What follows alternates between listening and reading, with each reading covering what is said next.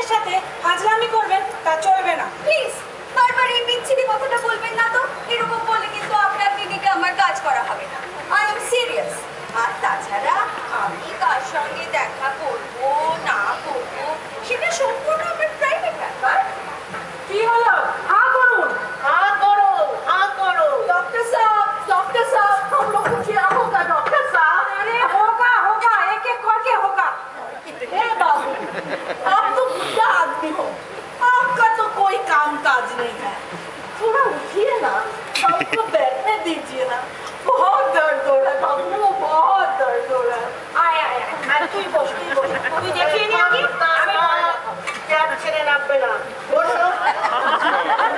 আমি তুলবো না, মানে আমার দাঁত তাতে তোলা না তোলার মালিক আমি। বসে গেছে। আমি তুলবো না ব্যাস। বুঝলে খুব ভালো। চার্জটা দিয়ে যান। কিসের চাপ, কিসের আরে, এতক্ষণ যে পরিশ্রম করালেন তার কোনো দাম নেই।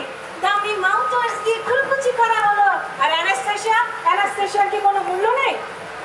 দাঁত যখন ও তুলবেই না তখন এসবের কোনো কামও নেই, দামও নেই, বুঝলে?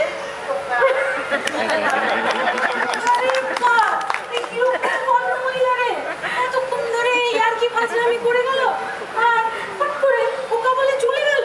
যাকে আমি কাজ ছেড়ে দিচ্ছি, প্লিজ নোট ইট। মুখের কথা হবে না, লিখিত চাই। দিচ্ছি কবে থেকে ছাড়ছেন? এক্ষুনি। ফাজলামি না, চেয়ারে পেশেন্ট বসে আসে আর কাজ ছেড়ে দিচ্ছি বললেই হলো। 1 মাসের নোটিশ চাই।